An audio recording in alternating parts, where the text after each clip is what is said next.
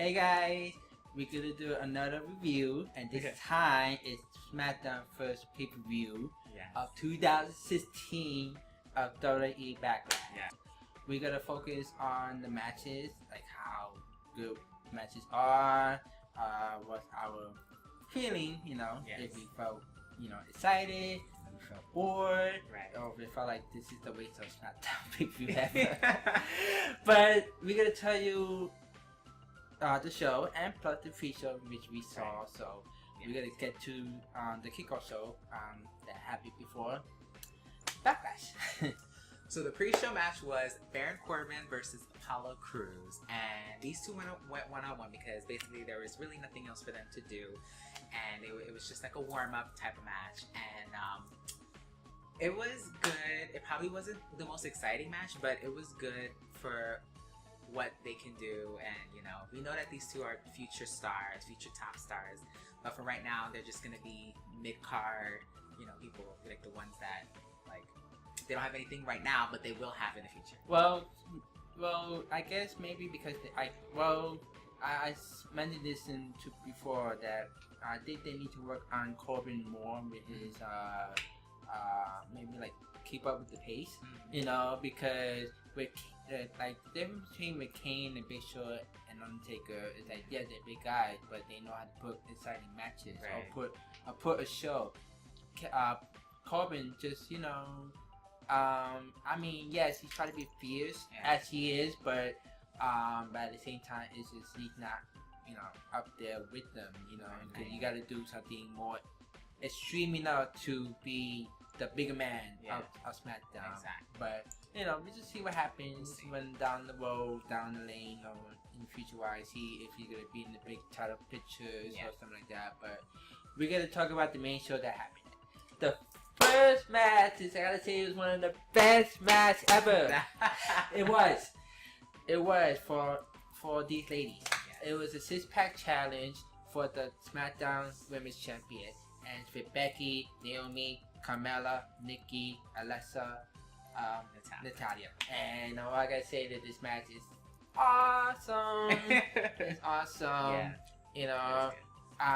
There was a lot of speculation thinking that if Nikki or Becky was gonna win the title, especially Nikki since she came back to her injury.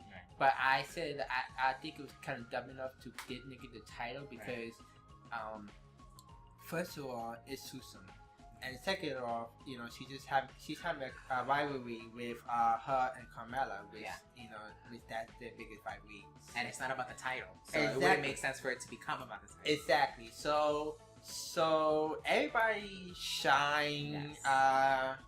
Alexa got a new look. She looks like Harley Quinn. Well, we don't know if that's she was acting like her a bit, and everybody was shining. Carmella was just, she's being like, like she was going crazy. She was like, everybody was doing their thing. Naomi was high flying with her moves. Natalia did her thing with the double move on the two women. And Nikki did her thing too. But in the end, what we always wanted is that Becky finally for almost like 2 years or longer than that since NXT. She's never been champion. She's never been champion. She is finally a champion. Thank God. Thank you. It's her time. It's her time finally. So I'm not sure who's gonna be her biggest rivalry. I still think that it's still gonna be Evalou because since Eva likes to interrupt Becky during her matches a lot during SmackDown, but he said that it's gonna be better because it's Eva. Unless Eva surprises us, we gotta see. We don't know. She's probably been training hard for this month that she's been off. We don't know. Let's see. We don't know. We just gotta wait and see. But I just say this is one of the best matches. Congratulations to Becky. You're finally a winner. We met her at Toys R Us before SummerSlam, and we told that you're gonna be champion one day, and she did. And we're gonna talk about the next match. So the next match was they called this the second chance tag team match between the Usos and the Hype Bros because it was originally supposed to be American Alpha against Heath Slater and Rhino, but the Usos turned heel on SmackDown and they storyline injured Chad Gable, so they could not participate in the final match. So they had the last two teams that were eliminated from the tournament, which were Hype Bros and the Usos, to compete against each other for the last chance to go on to face Heath Slater and Rhino. And this match was okay. It was okay. It was, you know, they did their thing. The Usos really shined as heels because we haven't seen them as heels in a long time. So they were heel when they debuted with Tamina. That was years ago. So it's been a long time since they heels, and they're really good at it. So that was really fun to watch. And the Hype Bros are obviously hype. So that they Motorati was doing like stuff like that we always seen in NXT days, and I'm kind of glad that, you know, I gotta say SmackDown has the best tag team division ever. I mean, because they all have personalities. You know, they all are fighting for what they're fighting for. You know, it's not like, you know, with Raw, like, you know, we got, you know, New Day is champion, and yet again nobody is like, you know, bothering to defend them besides what's the name? Carl Anderson and Luke Gallows. Thank you. But they had that weird promo on Raw, which was like, but SmackDown does have a stronger tag team division. Now we just gotta see where they go from here. What's gonna happen with Heath Slater and Rhino? Who's gonna be the first challenger? Hopefully they keep that momentum going. We don't want to say that yet because we still gotta, you know. But overall, Usos won. Edit that out. You gotta well, we can continue on. But Usos won, and the Usos won, so they're gonna face Heath Slater and Rhino in the finals of the tournament. And the first thing is that this whole preview is all about injury delays. So So pretty much the Usos injured Chad Gable. They tried to injure Zack Ryder. And other matches happened down line. So we're gonna talk about the next match. So before the next match happened, there was a little incident that happened. Randy was being attacked by Bray Wyatt in backstage, which is surprising because we never see Bray Wyatt fight backstage ever, because he usually in like somewhere in the dark or out of the woods somewhere in the alley, in like a hole, a sewer. So yeah, he somehow injured his leg, and another one again. I'm gonna call it a leg of injury review. Hashtag that.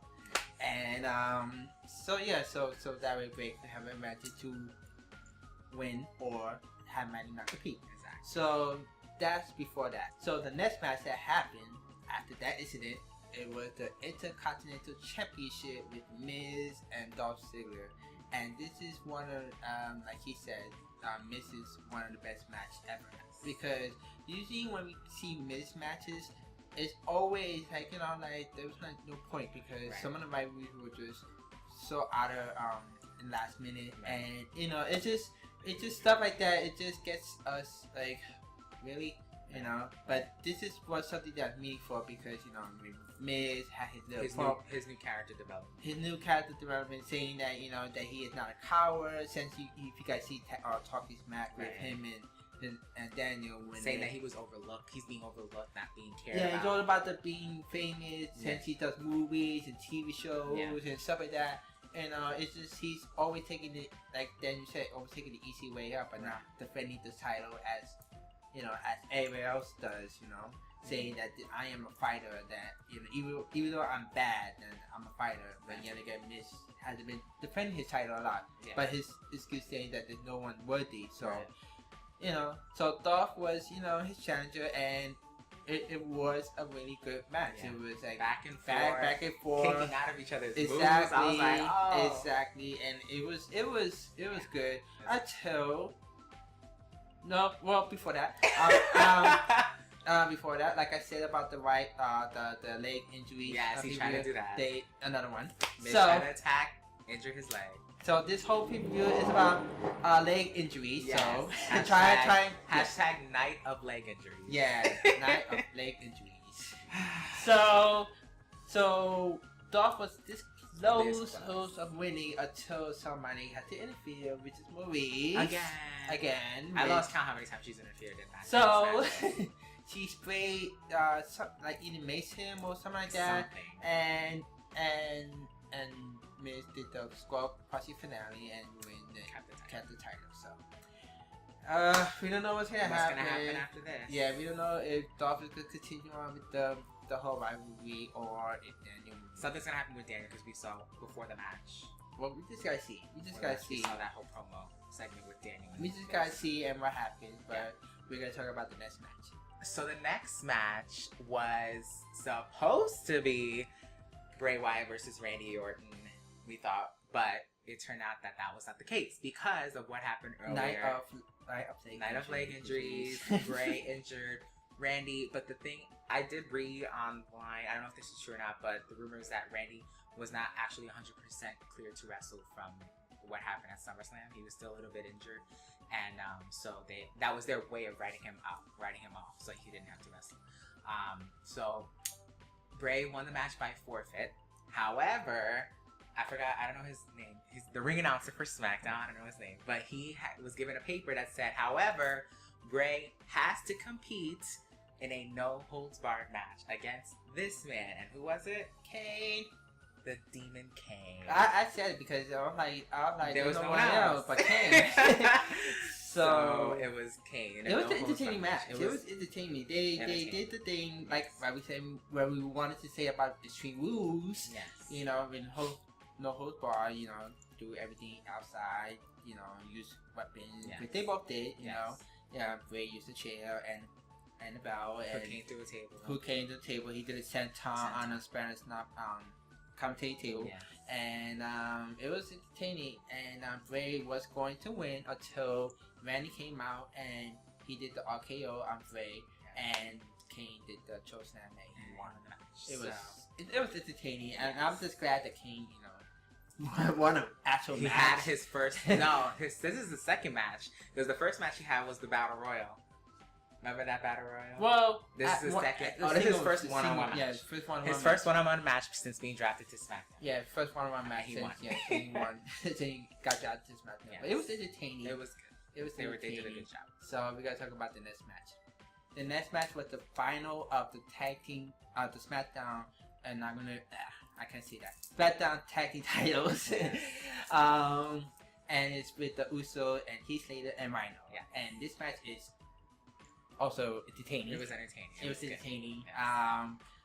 And this is this has been a long time since we seen Heath Slater in a storyline. I said this was his best storyline ever. It was. I mean, Heath Slater he's so likable. It's like with Zack Ryder.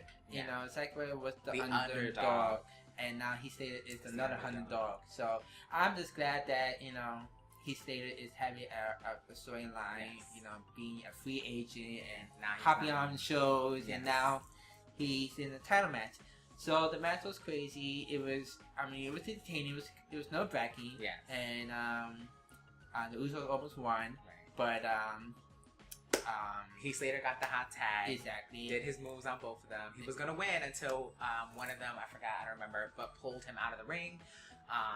And then he knocked him out, threw him to the commentary table. And Rhino came in and did the gore on the other Uso.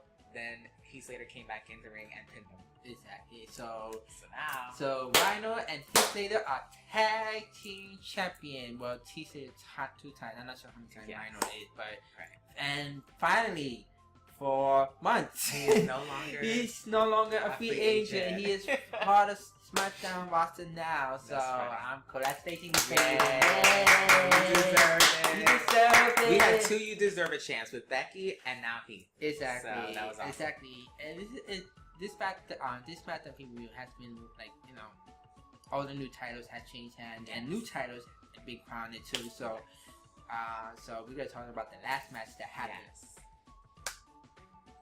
Oh, the last match, the main event, was for the WWE World Championship.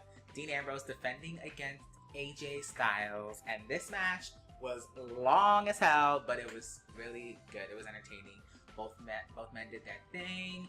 I mean, Dean really dominated most of the match, but he was AJ doing some stuff like I'm like, damn, like he's never hardly like, done before. Like hardly hitting AJ like excuse my language, but like a bitch. Exactly, and like it was just crazy, like the way they fought outside, and like it was just crazy. Then AJ was able to come back and do a lot of his moves. So it was good. It was good. It was back and forth. These two did their thing. It was just long. Yes. I was like, yeah. We knew it was gonna be long because the match started at 10.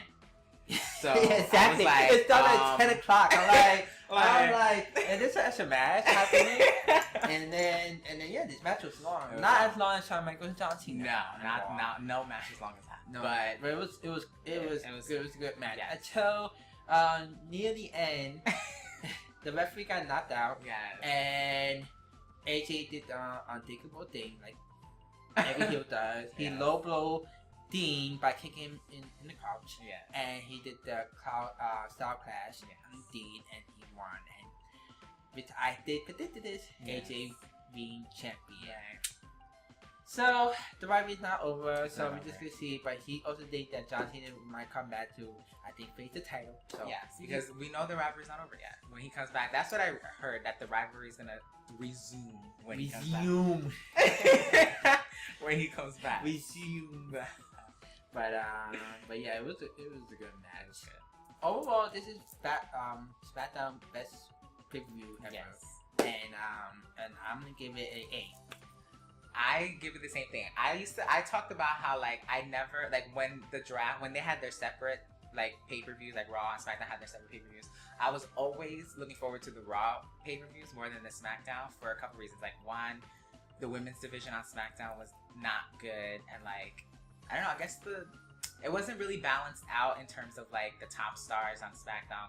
They mostly Raw had all the top stars, and SmackDown had like not really much. So I was like, I think because with SmackDown, they pretty much had the underdogs. That's why I didn't like that.